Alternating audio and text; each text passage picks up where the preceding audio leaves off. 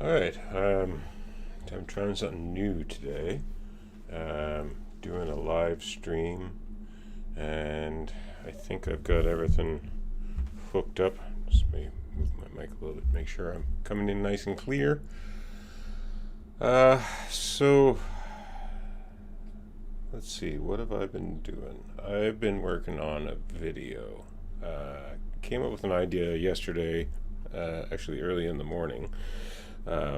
After watching some YouTube videos on coveraging about the White House ballroom and the destruction of the East Wing. That was the big news item, one of the big news items from last week. So, just to kind of recap, the White House, Trump ordered the demolition of the East Wing in preparation for his new proposed ballroom. That's going to be a much bigger structure and sit in the same place. Now, this is something that has been talked about publicly by his administration and the press for the last few months. And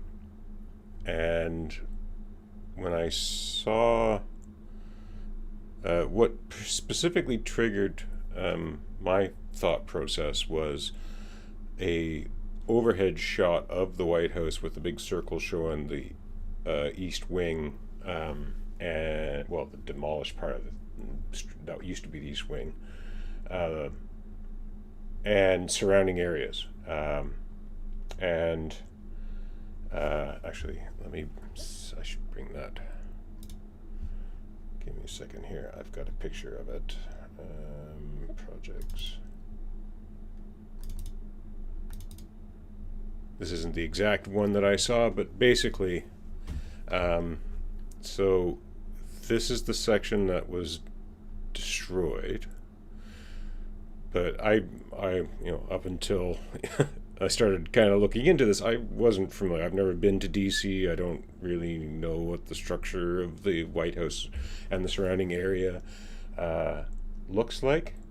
The only pictures I've ever sort of seen are, all the sort of green space around it. But the things that particularly piqued my interest and got me going down a bit of a rabbit hole was I didn't realize how close the Treasury building was to the East Wing. So there is quite a bit of green space in front of and behind, like to the north and south of the White House and the two wings. But there's not a lot of space here. And so the thought that I had was, why, again, at least I never saw this, and it's possible that there is some mainstream media, either within the US or internationally, that did pick up on this. But as far as my personal experience with having consumed the news, is I don't understand. So the original story, and this is again through the news sources that I've been following, the way that they portrayed this was that this ballroom was supposed to be near the East Wing, but it wasn't even supposed to be connected to it. And then the other fact was this is supposed to be it's going to be a footprint of roughly 6 to 7 times the footprint of the East Wing, which if you look over here, there's absolutely no room for it here. So it would have, at least as far as if his original story was supposed to be accurate, it means it would have been either here or up here, which there's not a lot of room for a structure like that. And obviously it's going to impact, here it impacts the way that you can access the White House, and same as here. So even with the demolition of the East Wing, it's going to be a really tight fit. But I was wondering, why didn't anybody in at least the mainstream media that I've followed, or even social media, ask the question of where is this going to be situated? And why wasn't the physical location of it part of the story that was covered by the mainstream media? So this got me into a ChatGPT conversation, which is generally where I go when I have questions about the media, but don't have a source or a place to go and ask questions. I mean, this is kind of true for everything for me, for models. So let me show you my conversation that I had, because I think this will be quite interesting to go over here. Just a second here. All right, so this was my initial prompt. There seems to be a fundamental problem with functioning democracies, illustrated by Trump's presence in the White House.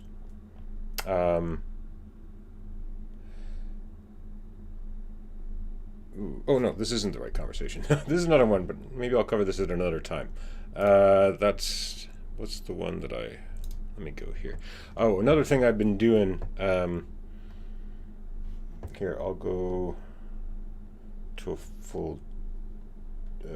full screen desktop share here for a second, just to show you. On my left-hand side of my ChatGPT, I've started to use projects to kind of organize some of my conversations. So I've now got a Modern Democracy folder where I'm putting all of my thoughts around that I want to kind of push towards my channel. Okay, let's go back here just to minimize that.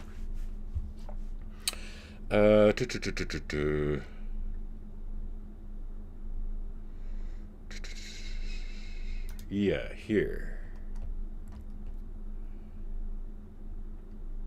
Oh no, that's not it. Give me a second here. The problem about doing this live, I should have been a little more prepared. Where's the original conversation? Nope, that's not it. No, not that one.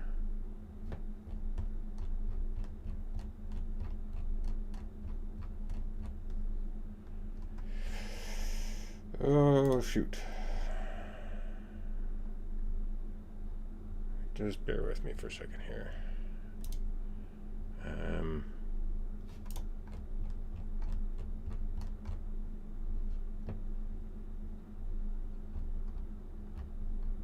Maybe it was this conversation. Let me just scroll.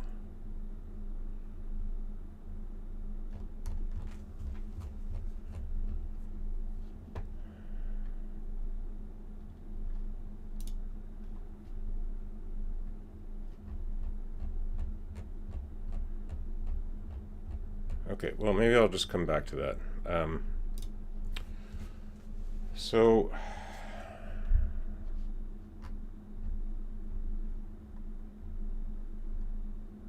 here,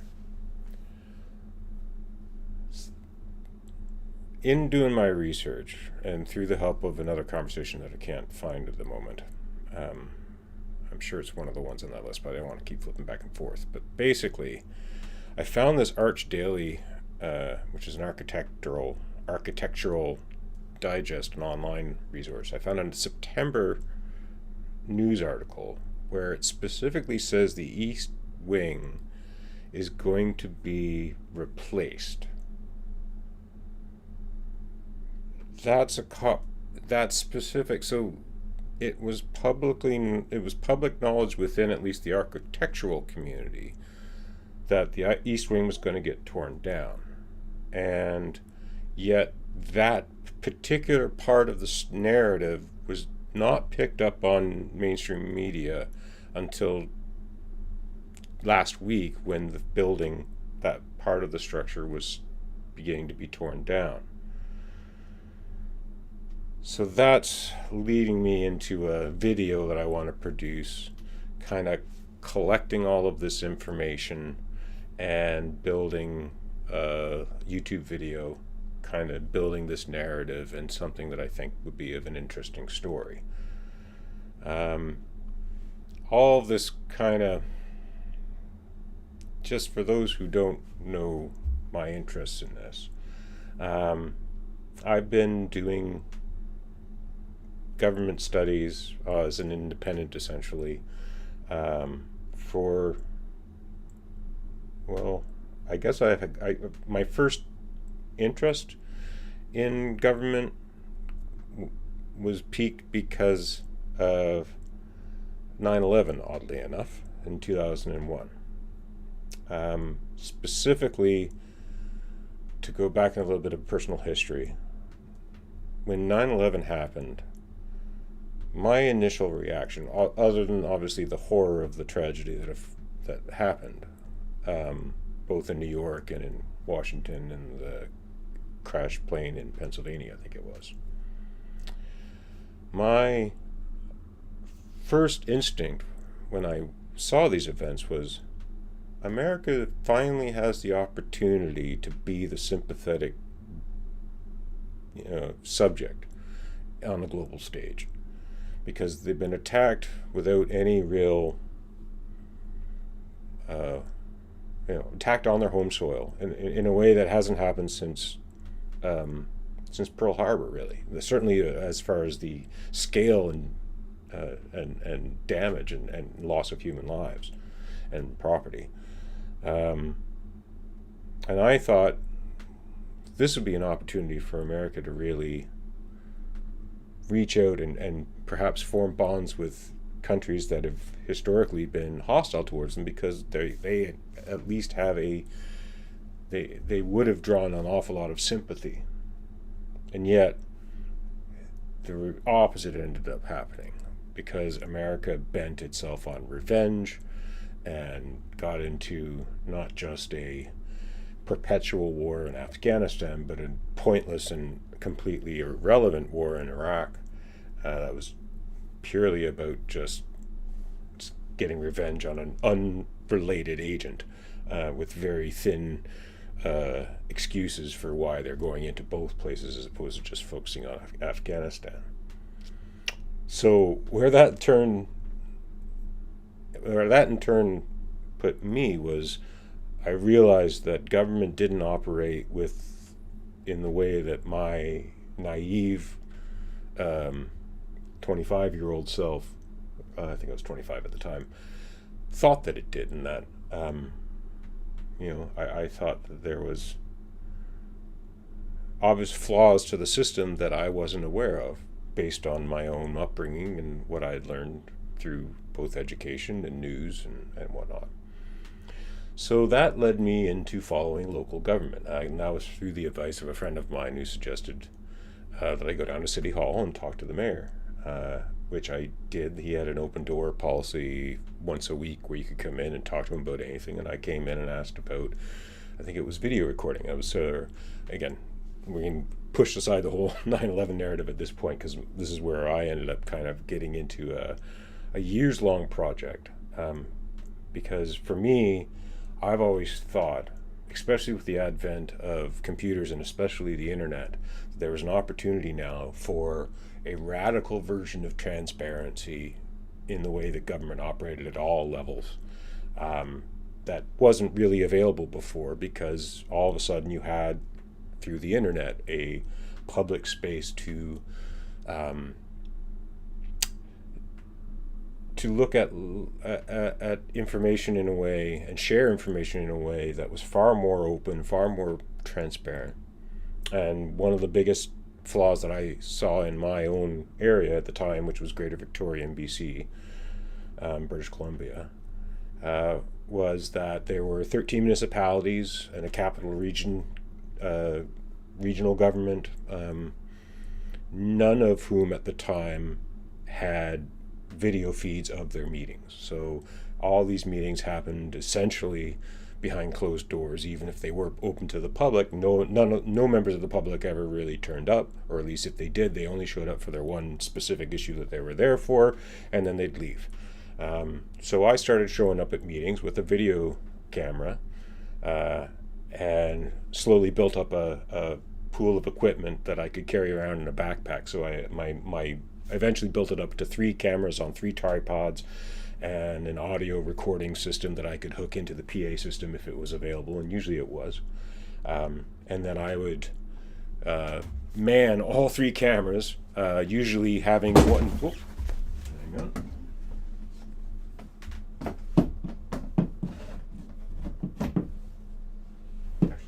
Here. Sorry about that.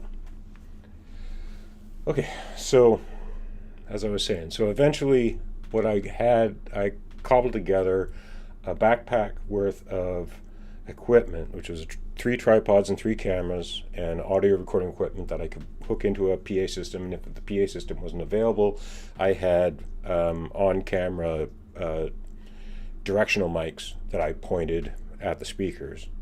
And then I would set up 3 angles. So I always had one that was sort of a wide view, and then I'd have here. Let me go to just a full screen camera here.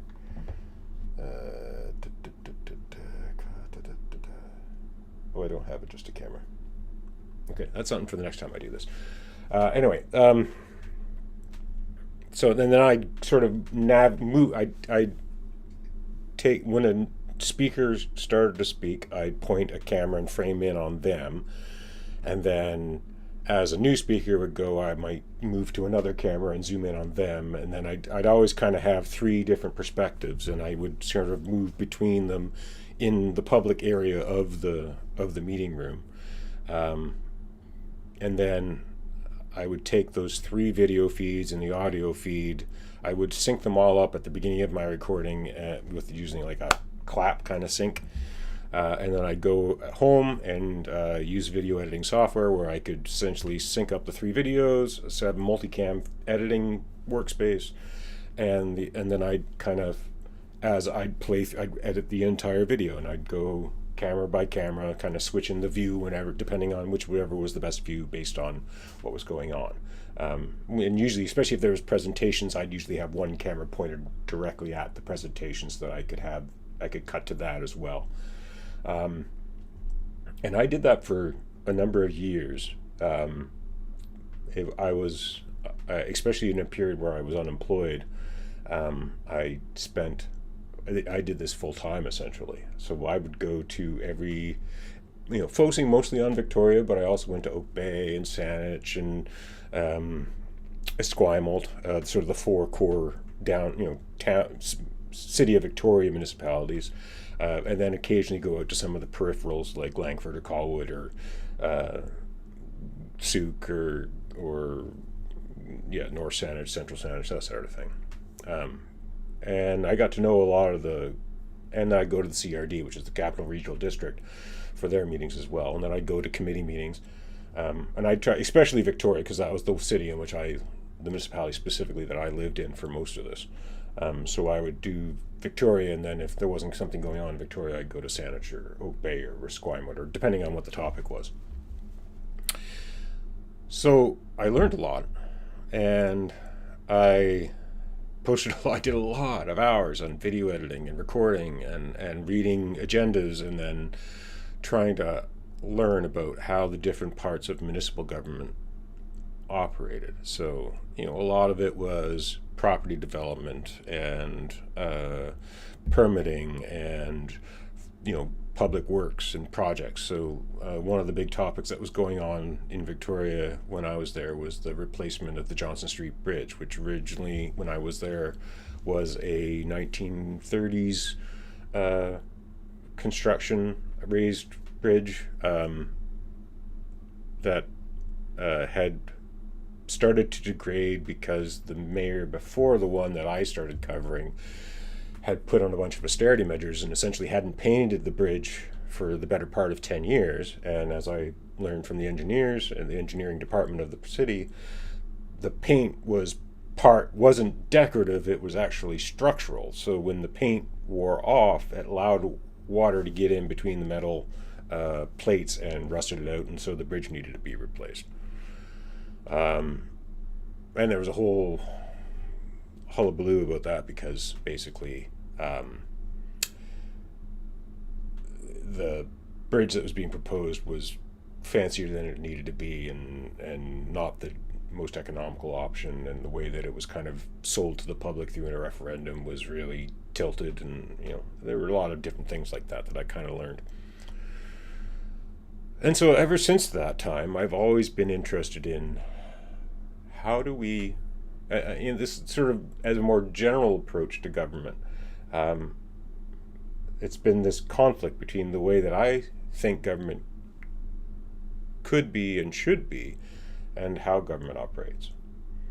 So that can be everything from the fact that it's really strange to me that we elect people who don't have proper experience, and the process that in which we elect them doesn't weed out the people who really aren't qualified.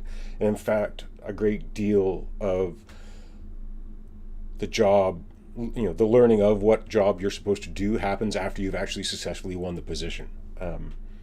So that's one area. Another area, though, is a lot on how the information that is public isn't public in a way that's really useful in a mass data presentation. It's always, and especially when you're dealing, even though there's information that is online, it's generally PDF documents. And especially back then, but it's probably even now in the smaller municipalities around the country, and maybe even at provincial level in something like PEI, I'm not sure.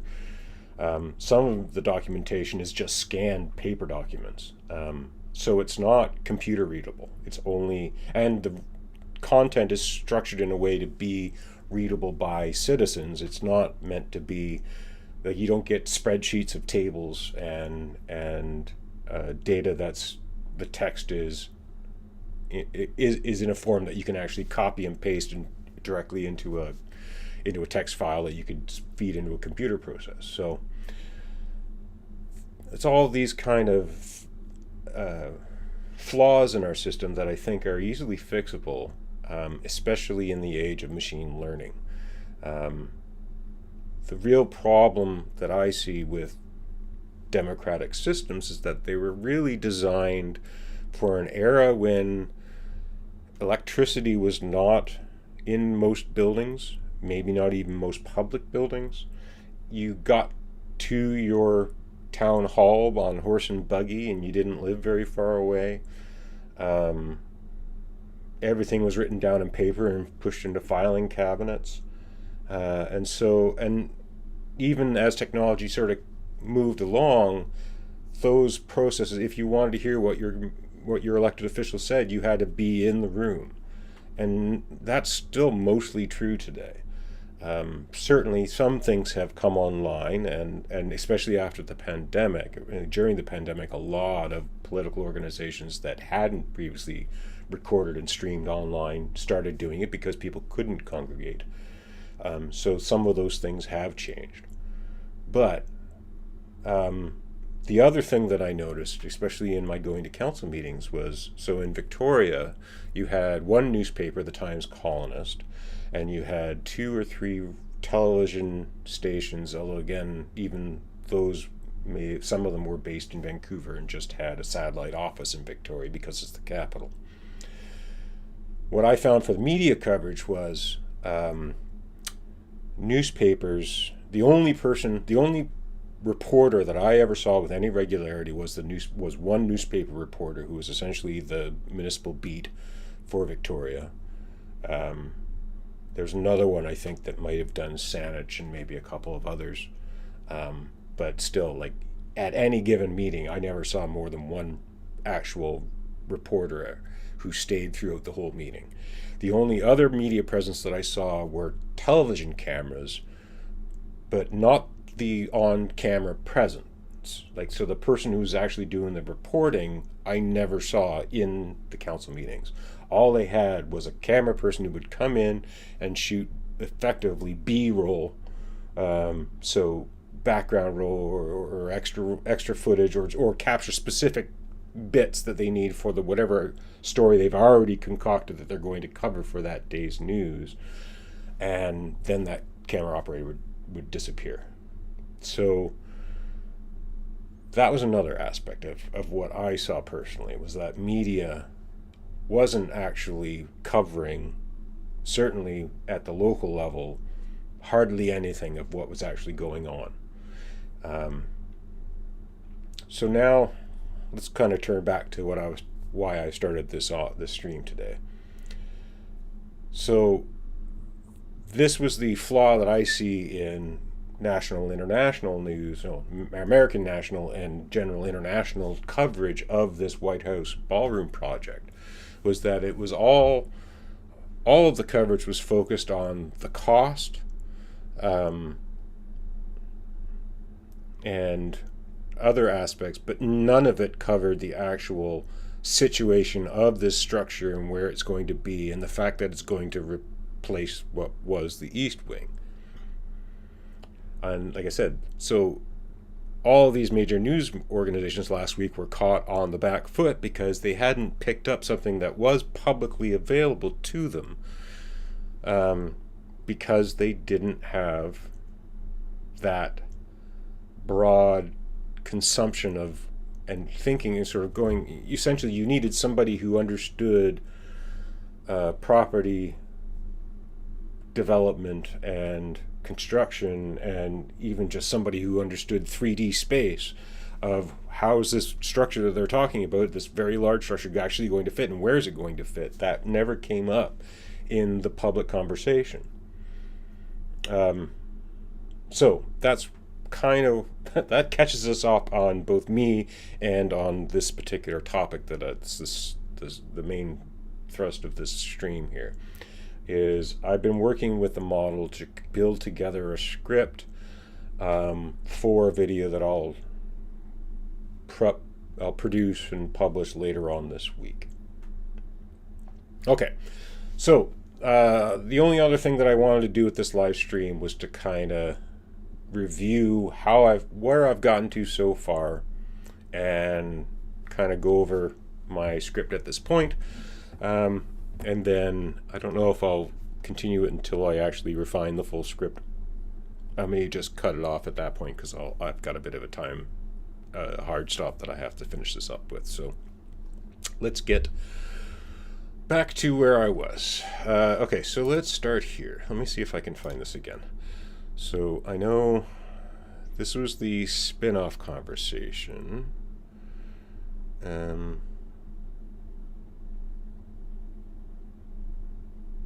I don't think this is the conversation, is it? Maybe it is.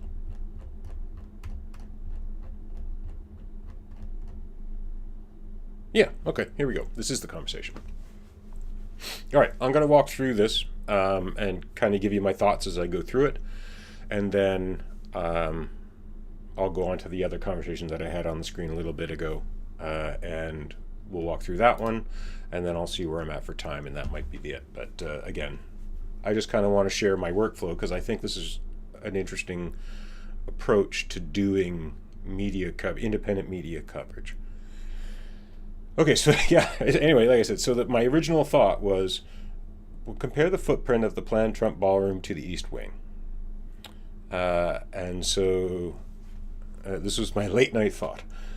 And this is what I got out of the model. Here's a comparison of the footprints for the planned ballroom and the existing east wing of the White House. So the planned ballroom is 90,000 square feet. So that's the number that's been thrown around. And it gave me a link to CBS News, but there's some other things too. And I think maybe I'll share this conversation and pin it to the live feed once it's done. We'll see. I'll make it available at some point either way. And then the East Wing is only 12,000 square feet. So again, this is the footprint, so not the total square footage of the rooms within, because if you have multiple floors, you can have more square footage of the building space. I wanted the footprint. So what's the size of the building on the ground? So the 90,000 may not be exactly true. So again, it does say this. It's widely cited, but analysts raised doubts about whether that entire area is a single-level ballroom space or includes multiple floors or support functions. So again, this is sort of also part of the lack of clarity in this particular project, is that nobody really knows how big, although there is some imagery that you might be able to figure it out. Oh, I got a warning here.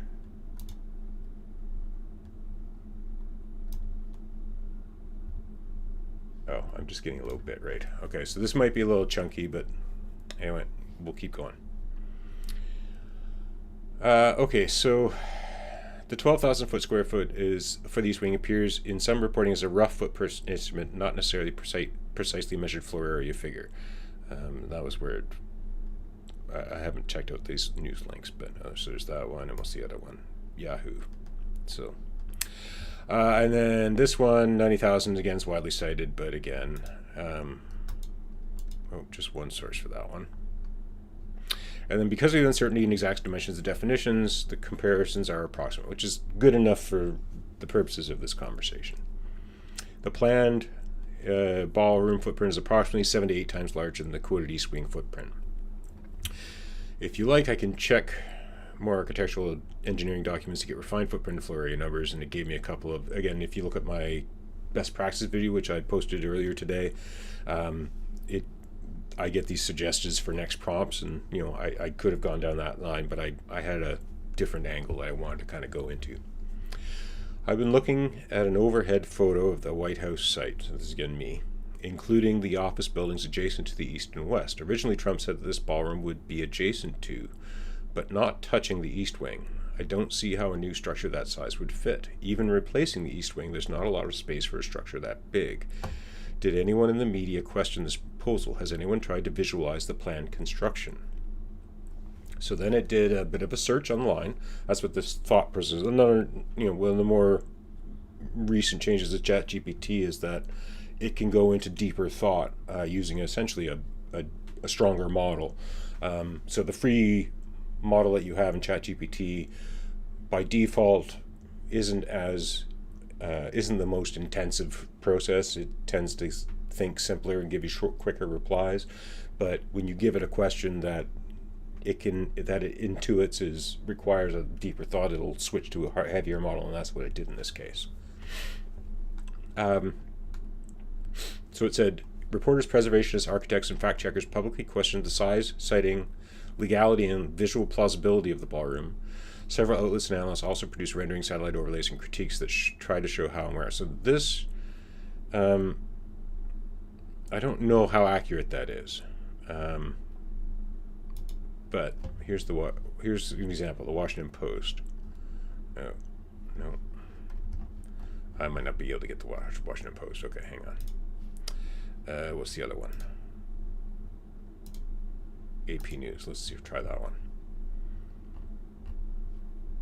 So this is after the construction has already begun. So that was what it was. So all the articles that it linked to are articles from the week once the demolition of the east wing had already started. So all the things that it provides here, I believe, are all from October 22nd. So most of these are from this week. It does say White House released promotional renderings, media published those renderings, and produced annotated aerial composite photographs again. So I think this is also, 3 days ago. So again, all the stuff that it came back with was from this week, which wasn't the... Did I ask? Anyone in the media? Yeah, I didn't specifically say before the demolition, so it just went and looked for stuff, then it came back with everything that came back this week. So this is where, the mainstream media has only started questioning this after the demolition already occurred. Then I tried, this is just a quick little aside. I tried to get it to create a scaled overlay of a 90,000 square foot footprint on an aerial of the White House grounds.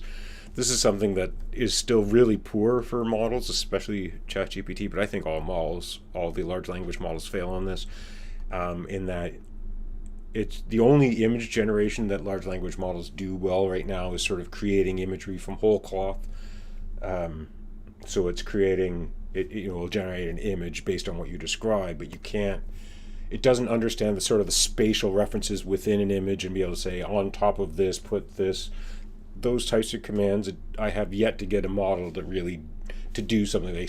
So, what I wanted to do with that prompt was to grab an aerial of the White House grounds from something like Google Maps, and then put sort of a rectangle or whatever shape on the spot where the east wing would be, but with the footprint of about 90,000 square feet.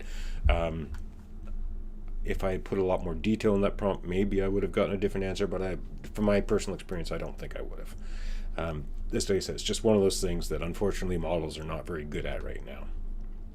So it did ask me to upload a photo, and it said it would do it, and I did try this on a different conversation, and it did not work. So again, one of the weaknesses that I wish models were better at, but they're not. Okay, so let's go back to media coverage. Those references you gave are after all the demolition of the East Wing began. What about the months before? Did anyone in the media report questioning the building location when it wasn't supposed to touch the east wing. Boy, I must have been halfway asleep. My grammar's bad. So it came back with, I found minimal media coverage before the start of demolition that specifically challenged the claim that the ballroom would be adjacent but not touching the east wing of the White House. When the project was announced in July, Donald Trump said it'll be near it but not touching it and pays total respect to the existing building. And there's video of that too. That'll be something that I'll find and put into my video when I edit this together. At that time, the media repeated the statement without widespread challenging of the siting claim. So they just kind of took it at face value for whatever reason. Pre-demolition articles focused more on size, cost, procedural approvals, and regulatory oversight rather than the spatial relationship to the east wing. So in September, the Associated Press noted that the demolition site prep could proceed without prior approval of the National Capital Planning Commission. I don't think I read that article. I'll have to read that one. That's an interesting point. But anyway, so there certainly was talk after the fact that this hadn't been brought forward, but apparently there is some reporting to say that they didn't have to do it. In early October, visual satellite articles began to show preparatory site clearing. Again, I'll have to go and read that article. Only after visible demolition began did media widely report that the east wing was being demolished, contradicting the not touching statement. Most of these early critiques came after the discrepancy became evident. So yes, the media did question the overall project, but very little reportage prior to demolition explicitly challenged the adjacent but not touching location claim. The major scrutiny of that specific claim emerged only once demolition started and the physical evidence contradicted the statement. So then I said, search historic news. So I actually used the prompt. If you like, I can search archive. So I took this, again, really love this suggest next prompt. Sometimes it's useful, and it was in this case. Search historic news articles June to August 2025 for critique of ballroom siting adjacency claims. So it went off and did a bunch of searching, and it said minimal. Major outlets reproduced the White House July 31 announcement and flagged process size issues in August, but few explicitly challenged the adjacent but not touching siting claim before demolition became visible. Evidence summary. The July 31st, 25th announcement and his quote were widely reported without spatial pushback, and it gave me a link to Apple News. By August, some outlets noticed missing regulatory filings and raised procedural questions, but not the adjacency claim specifically. And the clear sustained media challenge to the not touching claim appears only after demolition began and photographs showed east wing removal. All right, so then I said, I took the third option. So it gave me one of the three different options, and I went for this one. Run a targeted search for architectural preservation blogs and trade journals for early siting critiques. Because it also said search local press for early skeptical reporting and compile 2025 coverage about MPC permits to document. I'll run those two as well, I think, at some point before I do my video, just to see what comes up. But I got it to do a targeted search. So we went off and it found some stuff. And this is the one in particular that I'm mentioning. So Arch Daily and the Architects newspaper published early design coverage, August 1st to 5th, and noted the proposal will replace or reconfigure the east wing rather than merely sit beside it. So let me open that one up.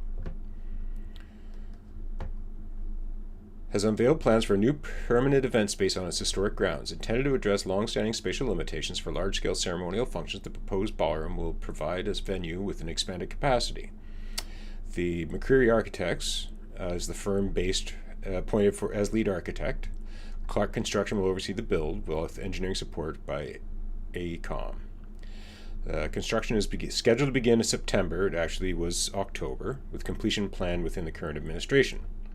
According to the press release, the current layout of the White House complex limits the number of guests that can be accommodated. The planned ballroom will offer an approximate 90,000 square feet of enclosed space and a seating capacity of 650 guests compared to the 200-person limit of the East Room.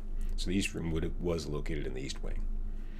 Originally built in 1902 and modified several times since, including the addition of the second story in 1942, the East Wing will be replaced with a new structure designed to closely align with the architectural character of the main White House building. While physically separate, the additional aims to reflect the historic and formal design language of the existing complex. Now that's interesting. That actually contradicts that. While physically separate.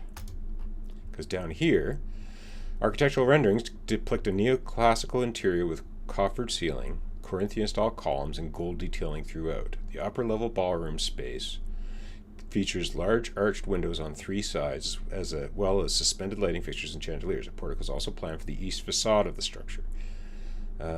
Noted that the White House has seen limited architectural updates since with the new building. That's not here. Where is it? Drawn attention. Letterman.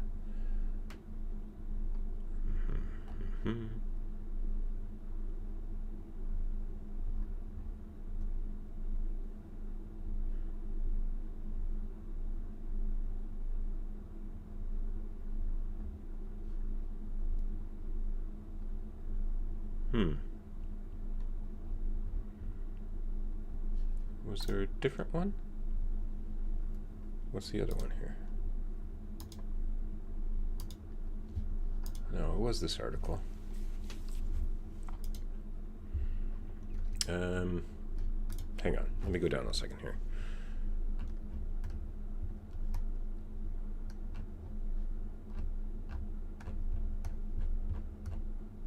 Okay, let me go to my other conversation because I know it's there. This one.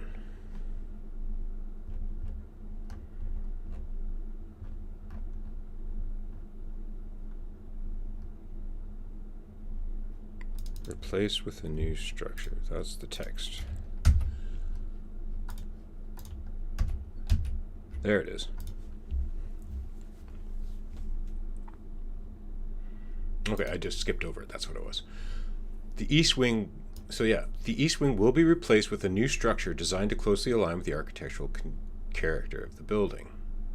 So that is not accurate, unless they're not counting the portico that will connect the two, unless they're not planning on putting the portico back. But it does say in this article from August 5th that the east wing will be replaced with a new structure. So that's almost 2.5 months before the demolition. This was reported on a Architecture News website. Do they say replace here? Or no?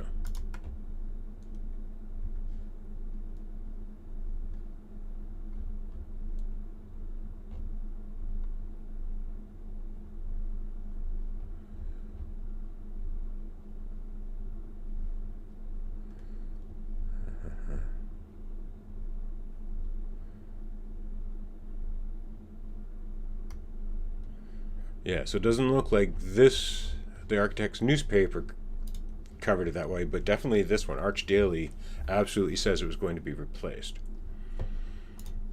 All right.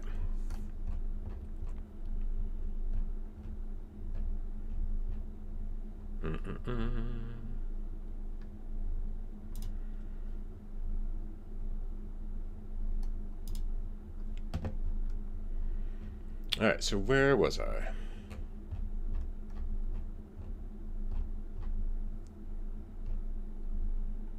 Okay. So this is where I started thinking that this should be a video I should make.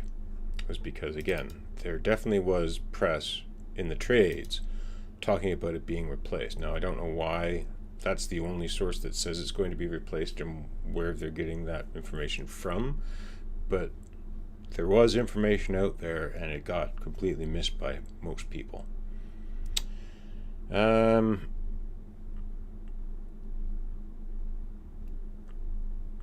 Guardian ran an explicit critique that framed the project as replacing the East Wing. Oh, here we go. Let's go for that one, too.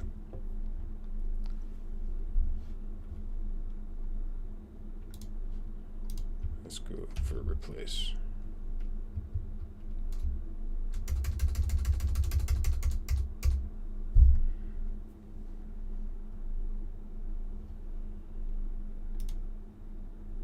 Here we go. A model of the ballroom presented by the government shows it will be a white building with tall windows reminiscent of the main White House edifice. It will replace the East Wing, which usually houses the offices of the First Lady. So the Guardian picked up on it, which is British media. But that seems to be the only source that I found now. So why is this underreported? is my question. So then I asked the model. That article clearly states that the East Wing will be replaced. If this was published in August, why did no major news organization pick up on this? So again, other than The Guardian. So this is where it came back with, because of information asymmetry and framing. Official messaging control. The White House press office released minimal technical detail, only renderings and talking points. The press pool received those under embargo, which shaped early headlines around the ballroom story, not structural substitution. Without architectural drawings or site plans, reporters lacked verifiable evidence, close that up again, to contradict the adjacent claims. Specialization gap. Architecture and preservation publications are niche. Political correspondents who cover the White House announcement rarely monitor those sources. Cross-sector pickup requires either an explicit contradiction or a viral visual. The August articles provided neither. It's an interesting point. Timing and news saturation. August 25th coincided with other political coverage, the campaign season, foreign events. Editors deprioritized a technical planning story absent visible change or conflict.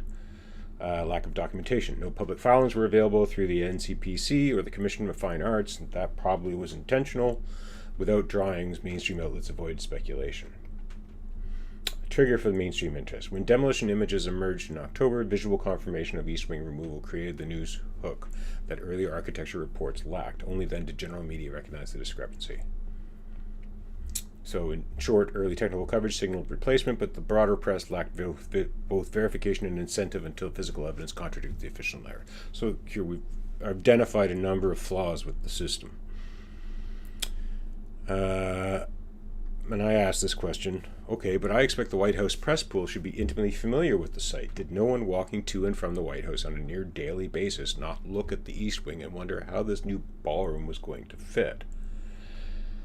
No public record shows that members of the White House press corps raised that question before demolition began. The reasons are structural, not spatial awareness. So access boundaries. The press pool operates mostly from the West Wing and briefing room. The East Wing and its perimeter lawn are off limits without escort. Things I didn't know. Assuming that's accurate. Reporters rarely move around that side of the complex. Photographers shoot from fixed positions. Direct observation of site capacity would have required clearance they did not have. Information control. But again, if you have Google Maps, you can look top down and say, okay, well, here's the layout of the whole property. Where's this thing going to fit? It's going to be 9,000 square feet. 9,000 square feet is 7 to 8 times as large as the East Wing. That's a lot of rectangle. Anyway. But information control. Physical layouts and planned construction zones are classified as security sensitive. The White House traditionally restricts details of subsurface structures, utility tunnels, and foundation boundaries. Reporters cannot easily gauge available space. Editorial focus. Political correspondents prioritize statements, policy, and optics. Questions about siting geometry fall outside their beats. Without evidence or leaks, editors seldom approve speculative architectural queries directed at the Secret Service or National Park Service. And 4, normalization effect. Routine proximity desensitizes perception. Reporters passing the grounds daily see gradual maintenance and scaffolding but assume standard operations unless something overt changes. So, although some individual journals may have noticed spatial inconsistency, none documented or publicized it before the demolition. This seems like a symptom of a systematic problem with news media. I'm having a hard time understanding why this happens or how to fix it. Again, I'm not an expert in a lot of these areas of subject matter, and that's kind of the useful thing of having a model that's a general purpose thing that's been trained in all sorts of different subject matters, that it can at least give you a decent stab. Again, you can't trust everything that a model says, but you can at least use it as a good launch pad for some interesting thought and interesting conversations if there's enough people interested. Part of why I'm doing this video is to try and get more people interested in this type of discussion. So structural causes, beat silos, so reporters specialize narrowly. Spatial or technical inconsistencies fall between beats. The White House press corps trades access for compliance, challenging official narratives risks exclusion. Outlets compete to publish first, not to verify comprehensively. Time-intensive verification loses revenue. Fewer corporations control major outlets, emphasizing profitability and engagement over investigative depth. government invokes security to withhold structural data. Reporters cannot independently confirm geography or engineering. And complex procedural stories yield fewer clicks than scandals or personality, reducing editorial investment. And effects, short-term news cycles overwrite slow technical issues. Specialist reporting remains isolated from mainstream amplification. Official framing dominates until contradicted by imagery, leaks, or third-party documentation. And then crossbeat. Then suggest some remedies. This will be stuff that I might get into in my video, but I'll kind of skim over it for now. So I got enough out of this conversation that I was like, okay, I do want to make a video on this, I think. So now I've got it to create a system prompt that I can use to start a conversation around building my YouTube channel around institutional redesign in a way that attracts attention and creates meaningful change. So this, again, my interest isn't, I have less of an interest on covering specific stories and more of an interest in pointing out structural or systematic flaws that cause degradation in democratic systems, both political and media based. And that's always been my passion for investigating government at all levels. Like I said, most of my experiences at the municipal level, as far as the recording and coverage, although I've been a pretty avid news watcher all of my life, mostly through video, but also through online media. And when I was young, I would watch the news on type TV and read newspapers, that sort of thing. So it gave me a system prompt. And I'm using this, and then I said, develop a user prompt to follow the system prompt, matching the prompt format expectations, using this White House discussion as the basis for this conversation. So those two prompts, that initial system prompt. So again, reviewing the idea of how large language model conversation and prompt generation works, is generally you have a system prompt that sort of sets the context of the conversation. You don't have to do that. In fact, your very first user prompt can be system in nature. But as far as if you understand the API, if you call the API like through a code, you give it a system prompt and then an array of user prompts and responses from model in sort of a back and forth. And then every time you give it that, it'll give you the next prompt, and then you can feed that back in through a new API call, and that's kind of how it works. So using the system prompt and this user prompt, that's where I went to with this conversation. So you'll see if I scroll right to the top again. So there's that system prompt. I just pushed that in, and it said it just asked me for the next prompt, and so then I put in that user prompt, and it gave me this. So audience segment. So my target is civic-minded viewers and reform-oriented professionals, journals, academics, and policy advocates. And secondary, politically attentive general audience frustrated with institutional opacity. So that's who I'm trying to find, and that's what my goals for my channel have always been. I've failed at it for most of my adult life, but I think,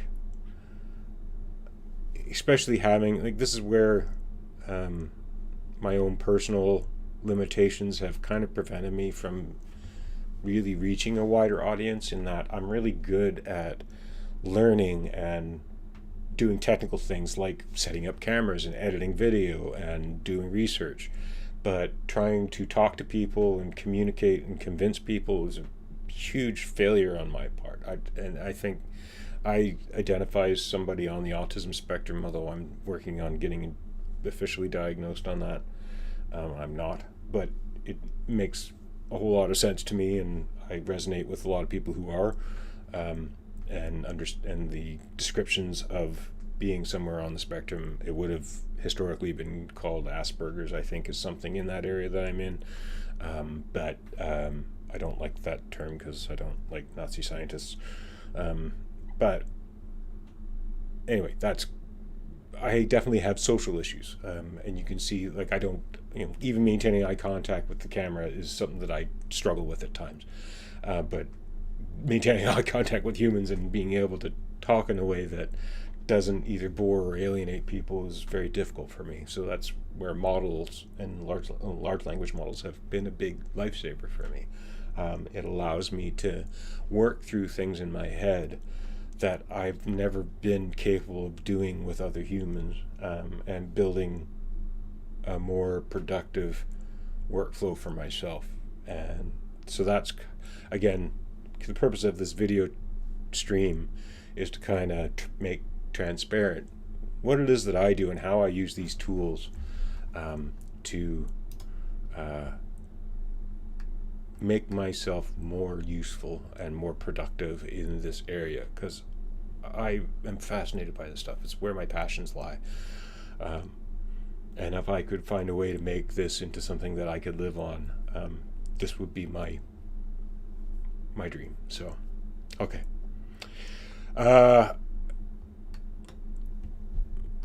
I think I'm gonna wrap this up here, but I'll just quickly go through how it kind of structured this out, because this is a useful framework. I don't like everything that I got out of it, but it's enough to it's definitely a good starting point.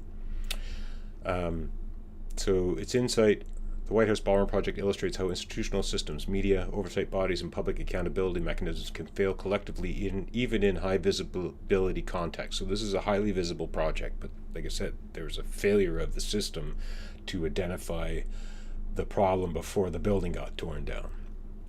The event is not about architecture, it's about process failure, when access incentives, bureaucratic opacity, and media dependence create blind spots to make democratic self-correction impossible until it's too late. It demonstrates how even elite journalists miss visible irregularities, exposes how speed, access, and audience fatigue neutralize scrutiny, acts as a controlled case study of institutional drift, how systems optimized for continuity, not correction, quietly degrade, sets the stage for discussing redesign. Institutions built with transparency by design principles and real-time accountability loops. And again, that's where, I talked about this on my best practices a little bit, the problem with human-based democratic systems is that they don't scale because they require humans at every part of the loop to do the bulk heavy lifting, where models now allow us to do a large percentage of that manual work automatically, freeing up humans to be able to scale themselves and their abilities far greater than has ever been possible in the past. Okay. So then it gave me a plan, video structure. It gave me a hook, Act 1, Act 2, Act 3, Act 4, and an outro, roughly 8-minute video. I'm not big on the voiceover text that it gave me. It's not my voice, but it's placeholder as far as, giving me the idea of what it thinks makes a decent video. My intention, okay, before I get to this though, I'm going to skip through that because, like I said, I'm kind of working on the script right now.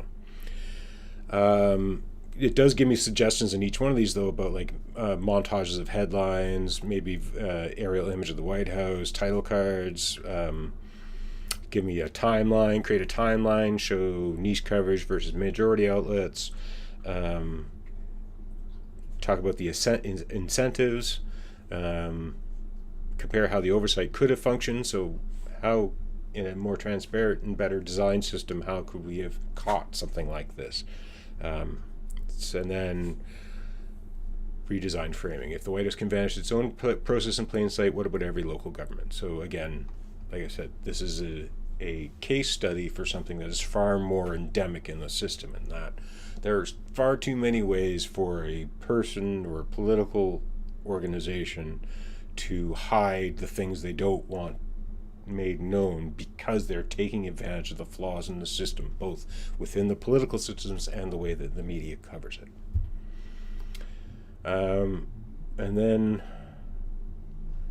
it gives me some engagement metrics and stuff. Even this sort of thing. This is about trying to gauge how successful this video is after the fact.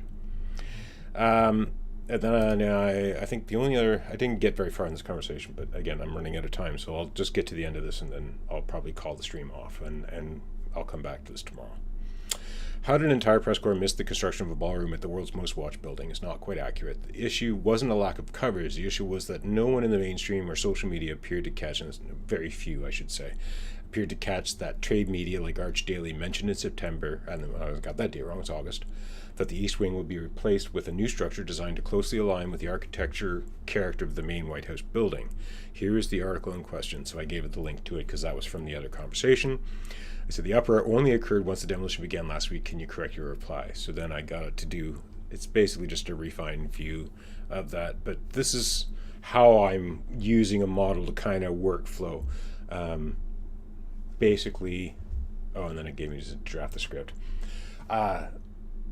So my philosophy with using a model on I approach this for anything, whether I'm dealing with a programming task or I'm dealing with a research and political story like this. My desire is to have the model try its hand at as much of the work as possible, and then I just have to spend my time refining it, because the time it took to generate those two conversations is measured in minutes, whereas for me to do it would have been hours, if not days, just to get to this point. So I've already saved myself a bundle of time, and I will continue to do so because I'm going to read and consume what it says. That's the time-consuming part, and craft follow-up prompts that help to steer it further and further towards the goals that I have in mind. And then once I've got a working script and I've got the materials like the news articles and screenshots and that sort of stuff that I need to produce the video, I will do the video editing and render it, publish it online, and then I'll go from there. So if you're interested in being a independent media person like I am, that's a sort of a window into how I approach this as a workflow. And if you're interested in this, you're welcome to use as much of my methodology as you'd like. If you have suggestions, or if you've tried this and you've got some improvements, please put them in the comments for this live stream, or go and watch my video once it's available later this week. Is there anything else I want to do before I wrap up? Oh, I got to create a summary topic. Yeah, okay, let's do one more thing. So I've got two sort of things going on in my head. One, my current focus is get this video out as soon as I can, so I've got to polish and get my script and get my reference materials gathered together, get into DaVinci Resolve and put together my video, edit it, render it, post it, and then I'll be going from there. But the other thought that I have had was, I like this workflow and I want to kind of turn this into a repeatable process. So the last conversation that I'll maybe kind of touch on, I don't know if I'll get too far into it, is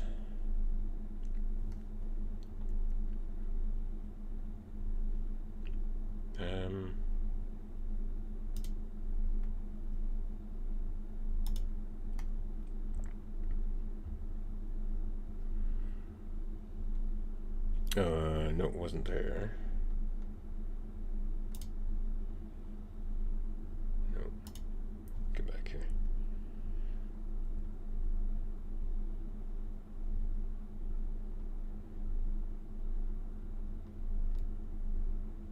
No. Okay. It's in one of these things. I'll have to go and dig it. But essentially what I'm trying to do now is to turn this into something that that's the other thing I was sort of playing with today, was, can I create a combination of system prompts or user prompts that I can get the model to go out into the web on a regular basis and look for other stories that also help illustrate institutional flaws for further videos. So that's another thing that I'm very initially looking into. Like, I'm not sure which of the conversations here is that.